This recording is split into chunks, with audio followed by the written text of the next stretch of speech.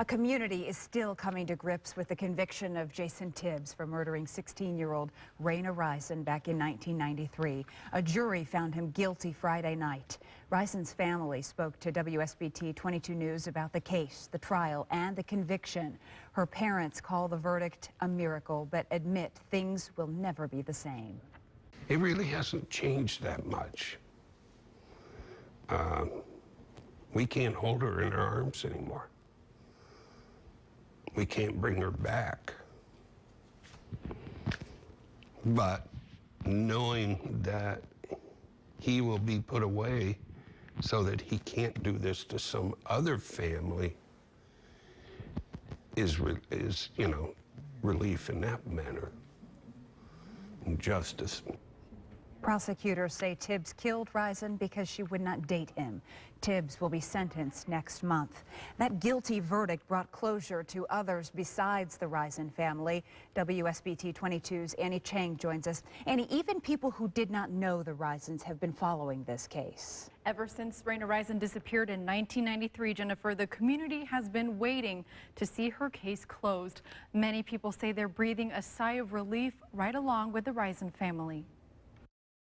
Several people told us they didn't know the 16-year-old or her family, but they still wanted justice for Rayna. It was one of our own. She was one of our own. Support for the Risons poured in on their Facebook page throughout the trial.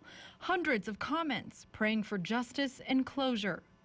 21 years after Rison's death, LaPorte feels that justice has finally been served. He did it. He needs to pay for his crimes. You shouldn't get away with your crimes. I was surprised that the verdict came back as quick as it did, but I think they made the right decision. The verdict found 39-year-old Jason Tibbs guilty.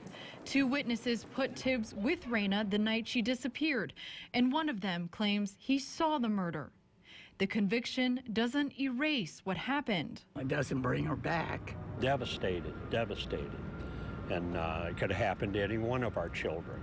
But for the people of LaPorte, it's an answer to the unknown in a case that's haunted them for decades. It's brought, closure for the community too, because if justice has been served, then wonderful. That pain and hurt will never go away, but just to have some closure and just feel that justice was done.